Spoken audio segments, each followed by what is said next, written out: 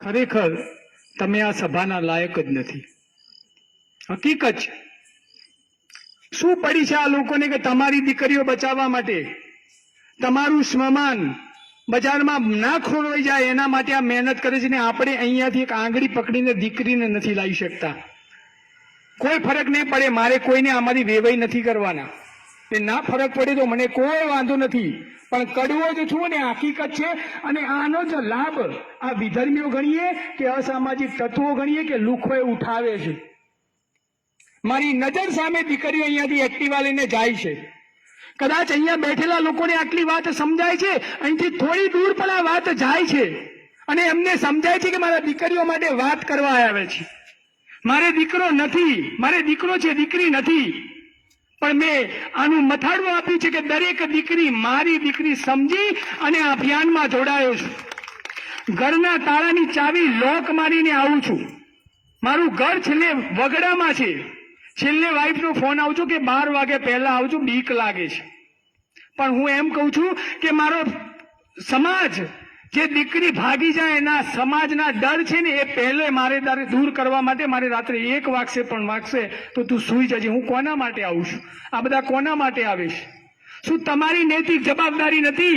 આ સોસાયટીના એક સમાજના આગેવાન તરીકે તમારી જવાબદારી નથી કે દરેકને કમ્પલસરી કરીએ? ગણપતિ મહોત્સવ ઉજવો છો, અહીંયા ઉજવો છો ને, નાસ્તા કરશો બંધ કરી દો. જો ખરેખર તમારી સમાજને સુધારવા હોય ને તો બંધ કરી દો. આ તમને એવું છે કે 1 કરોડના 1.5 કરોડના બંગલામાં બેસીએ છીએ, આપણને શું ફરક પડે છે? એ લોકો એવા લોકો શોધે છે કે જે 1.5, 2 કરોડ 5 કરોડના બંગલામાં રહે છે. બાકી બતાવો કે દેલા વસાહતમાં રહેતા અને ઝૂંપડપટ્ટીમાં કામ કરતી દીકરીના કોઈ ભાગી ગયા હોય કે પ્રેમ લગ્ન થયા હોય તો એમના ટાર્ગેટ પણ તમારી જેવી સોસાયટીઓ જ છે. અને એટલા માટે સભા કરીએ છીએ. દુઃખ થાય છે કે સાલું આટલો પરિવાર છોડી, ધંધો છોડી અને આ લોકો મહેનત કરે છે ને આ એક ટ્રસ્ટી નથી લેતા અહીંયા લાવવાની. તમને ના કહી દઉં, કદાચ સમય વધે ને તો એકવાર જજો. મહેસાણામાં 34-35 આ ગેસ્ટ હાઉસ ચાલે છે. એના અહીંયા ગેસ્ટ હાઉસનું બોર્ડ હોય ને ત્યાં 1 કિલોમીટર દૂર ઉભા રહેજો. તમારી દીકરીઓના એક્ટિવાની ડેકીમાં 1 ઝૂંકડી કપડા એક્સ્ટ્રા હોય છે. ના હોય તો કહી દઉં તમને, હું સાક્ષી છું. ઘરેથી કયા કપડા પહેરીને જાય છે, બજારમાં કયા બેનપણીના ઘરે કપડા બદલે છે, આખો દિવસ ફરે છે, ફરીથી બેનપણીના ઘરે જાય છે અને તમે આપેલા કપડા પહેરીને ઘરે આવે છે. આ હકીકત છે આ સમાજની. આ યાદ રાખજો. તમારા સોનાના ઘરેણાઓ એ તમારી તિજોરીમાં પડ્યા છે, તમારા લોકરમાં પડ્યા છે. વિનંતી કરું છું, ગમે તેવી દીકરી હોય એની એલસી, એનું આધાર કાર્ડ અને એનો જન્મનો દાખલો, આ 3 વસ્તુ લોકરમાં મૂકો. બાકી દાગીના સોફા ઉપર મૂકી દો. આ ભાઈઓની તાકાત છે, ફરીથી કમી લેશે. પણ એ દીકરી ભાગી જશે ને તો સમાજની આ 5 કરોડનો બંગલો છે ને એ ઝૂંપડી દેખાશે. અને આવા કેસો જોયેલા છે, કેસો લીધેલા છે. આ બધા જેલમાં ગયા છે, કોના માટે ગયા છે? મારા ઉપર કેસ ચાલે છે, કોના માટે ચાલે છે? મારા માટે. એકય કેસ મારા પરિવાર માટે નથી. સમાજની દીકરી, સમાજને કે અન્યાય થયો હોય ને એના માટે છે. જે પણ અહીંયા આયોજન કરે છે ને, ગણપતિ નવરાત્રીનું આયોજન, 1 દિવસ એનું સેશન રાખો. અહીંયા બધા બેઠેલા છે, અમારી જરૂર નથી. તમારે બોલી શકો છો દીકરીઓ વિશે, નથી બોલી શકતા. કોઈ મા બાપ ખરાબ નથી, કોઈ દીકરી ખરાબ નથી. તમે માનો કે તમે આજે કોઈ સત્સંગી વ્યક્તિ જોડે બેસશો ને તો 1 મહિનો, 2 મહિનો, 3 મહિનો પછી એ સત્સંગમાં જોઈન થઈ જશો. તમે કોઈ ચોર જોડે બેસશો ને તમને વિચારો ચોર જેવા આવશે. તમે એક રાજકારણ જોડે બેસશો ને તો તમારા વિચારો રાજકારણ થઈ જશે કે હું પણ નગરપાલિકામાં ચૂંટણી લડું.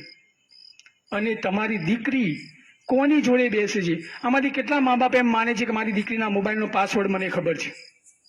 હાથ અધર કરો. જઈને ઘરે જઈને મોબાઈલ પેલા તોડી નાખો, કાં તો પાસવર્ડ લો. અને આવી તાકાત ના હોય ને તો દીકરી જન્મવા માટે તમે લાયક નથી. અમારા શબ્દો કડક છે પણ કડવા છે તો સાચા છે. તમારી દીકરીનો પાસવર્ડ મોબાઈલનો કેમ ખબર ના હોય? મારો દીકરો છે 11 વર્ષનો, જોઈ લો મારા મોબાઈલમાં. એની યુટ્યુબની લિંક અને મારા યુટ્યુબની લિંક સેમ છે. એ યુટ્યુબમાં નાનો કાર્ટૂનનો વિડીયો જોયે ને તો પણ મને બતાવે કે એને શું જોયું છે. દીકરો છે તો પણ હું ચિંતા કરું છું. કારણ કે જોતો તો નથી ને કે ડ્રગ્સ શું છે, દારૂ શું છે, દારૂની પાર્ટીઓ શું છે, એ તો નથી જોતો ને. યુટ્યુબમાં સેમ છે મારી ને વાઈફમાં. તમારી દીકરીના પાસવર્ડ તમને ખબર નથી. ના પાડી દો, મોબાઈલ નહીં મળે. અહીંયા જેટલા બેઠા છે એમના 5 મોબાઈલ છે, એના કરતાં દીકરીનો મોબાઈલ મોંઘો હશે. આટલી તો ચિંતા તમે દીકરીની કરો છો. ના કરો, ભલે દીકરીને જે માનવું હોય માને. તમે નાના હતા ને ત્યારે દવા પીતા હતા. શું કરતા હતા? ના પીવો એટલે નાક બંધ કરીને દવા પીવડાવતા હતા. એની માને ખબર હતી કે આ જો દવા નહીં પીવડાવું તો આ બીમાર પડશે, મરી જશે, એટલે એને દવા પીવડાવવી પડે. તો આપણી દીકરીને સમજ નથી. એ વખતે નાની હતી ત્યારે પીવડાવતા હતા ને. પણ અત્યારે ભલે ગમે તેવી મોટી થઈ ગઈ હોય, 80 વર્ષના ડોસી થઈ જાય ને તો પણ એના મા માટે દીકરી જ હોય. અને આપણી દીકરી અત્યારે વાયરામાં જે ખબર નથી પડતી મારી જવાબદારી શું, તો પણ તમને તો ખબર છે ને મારી જવાબદારી શું. એને દવા તમારે પીવડાવવી પડશે, સમાજને જે કેવું હોય કે. બાકી આ જ રીતે અમે સભાઓ કરીશું અને આ જ રીતે લોકો સાથ અને સહકાર આપશે ને તો એકવાર આ લોકોનું પણ મોરલ તૂટી જશે. સાચી વાત કે ખોટી વાત? અને આ બધા ગાંડા છે. આમાંથી કેટલા લોકો માને કે મને ભગવાને બધું આપ્યું છે, બધું, જમીન, દીકરી, છોકરો સારો, સંસ્કારી, વહુ, એના છોકરા, કેટલા બધાને ક્યાંક ને ક્યાંક નથી આપ્યું ને. હા, પણ હું એક વાત કહું, જે મને નહીં આપી એવું કોઈને ના આપ્યું એવું કહેજો. બુદ્ધિ કોને ઓછી આપી છે આટલામાંથી? બધાને આપી છે. કોઈ ગાંડું છે આમાં? આ બધા બેઠા, આ બુદ્ધિ વગરના બધા બેઠા છે, ગાંડા બેઠા છે. એટલા માટે તો તમારી દીકરીઓ બચાવવા આવે છે. બધી બાકી ડાયા લોકો તો બંગલામાં એસીમાં જઈને ટીવી જોવે છે. આ બધાને ભગવાને બુદ્ધિ ઓછી આપી છે અને ગાંડા છે ને એટલે સમાજ માટે દોડે છે. બાકી ડાયા લોકો દોડતા નથી. તમને પણ મેસેજ વાંચ્યા પછી ક્યાંક ચિંતા થઈને એટલે તમે આવ્યા છો, એટલે તમે ગાંડા જ છો.